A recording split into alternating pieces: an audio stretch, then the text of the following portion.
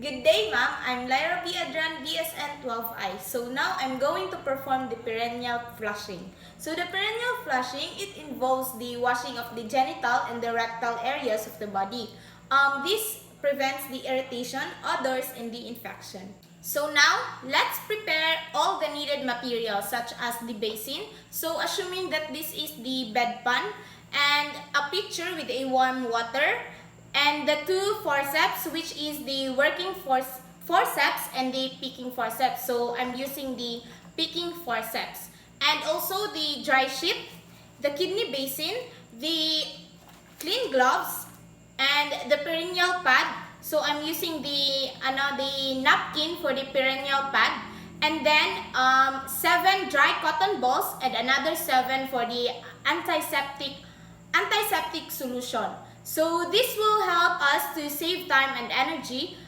And then is to wash hands. This is to deter the spread of microorganisms.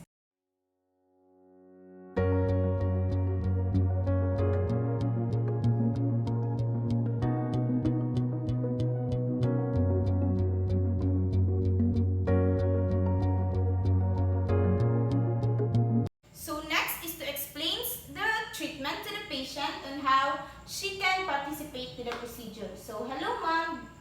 Good day. Ako day si Lyra, ang inyong student nurse karong buntaga. So ma'am, pwede ko makabalo sa imong tibok pangalan? Sa imong birthday ma'am. Tara ko sa wristband ma'am. Unsay pwede na ko itaw sa imo ha ma'am? Okay ma'am Novi. So sa karon ma'am is I'm going to perform the perineal care. This is to remove the normal perineal secretion, the odors, and also the infections of your genitals. This is to touch some parts of your body, ma'am, especially the genital area. Is that okay, ma'am? Napaka-line ng clarifications, ma'am. Okay. Next is to provide the privacy by closing the doors and closing the windows so that no other people can see, especially that we are exposing the genital area, and also to protect the client's dignity. So now ma'am, let's start the procedure. Next is to ensure the patient screens and lock the door of the patient's room. This is also to provide the privacy. So next is to position the patient in a dorsal recumbent position with the knees flexed to easily do the procedure, and puts the patient on the bedpan. So this is to prevent the bed from becoming solid. And next is to drape the patient, exposing only the parts that need to be cleansed.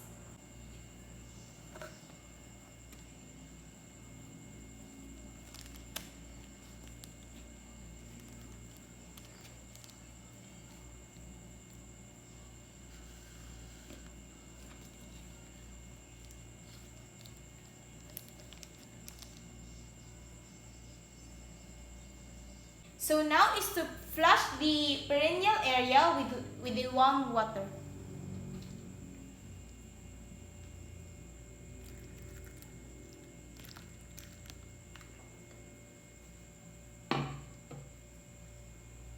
And next is to note for any particular inflammation, swelling, and secretions, and for the course of presence of the odors. So now is to get the cotton balls with the cleansing solution using the pick up forceps to maintain the sterility.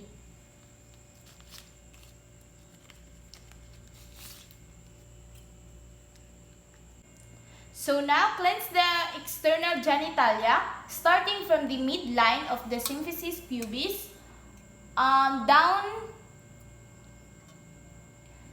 to the anus. Don't forget to never retrace the stroke to prevent the contamination of the area.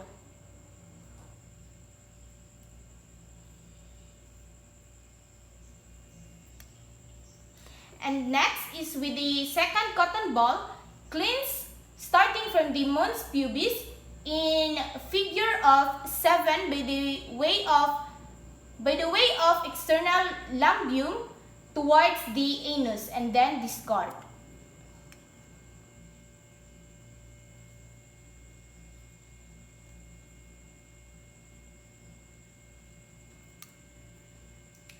And next is do likewise to the opposite side with the next cotton ball.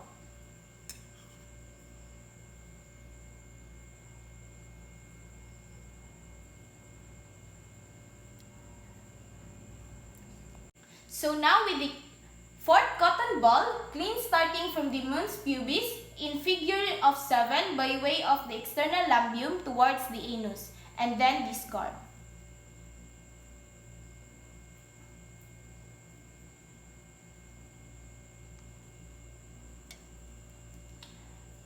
And next is to do likewise to the opposite side with the next cotton ball.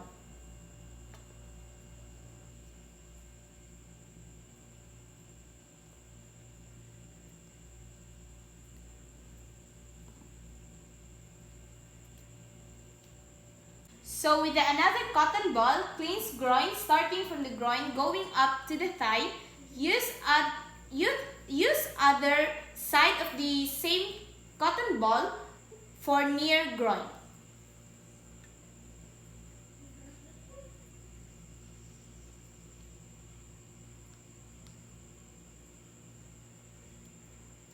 So now let's flush the perineum thoroughly with the warm sterile water.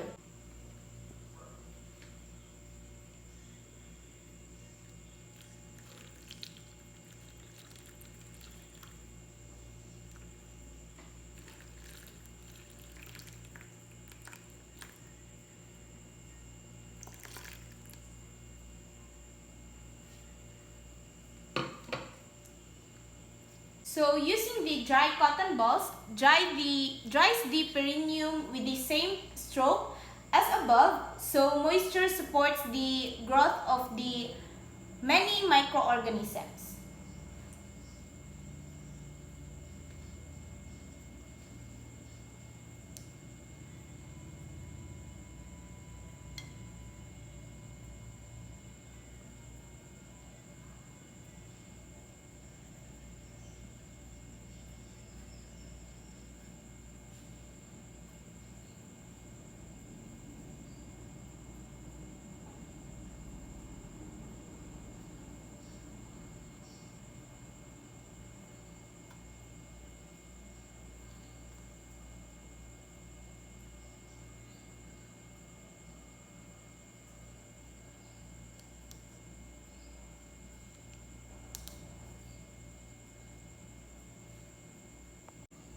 So next is to remove the bedpan gently and turn the patient to the side.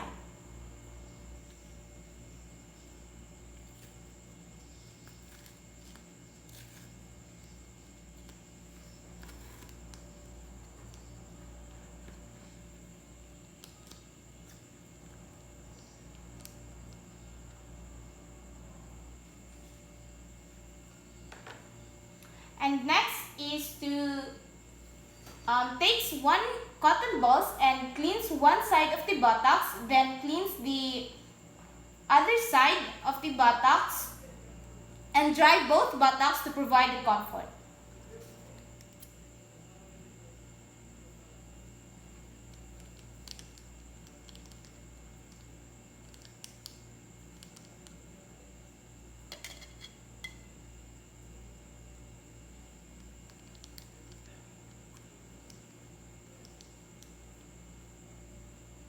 So now let's turn the patient on her back and make her comfortable.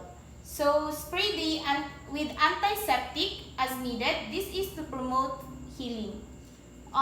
Next is to put the perineal pad of the up-down motion as needed to prevent contamination of the vagina and urethral form of the anal area.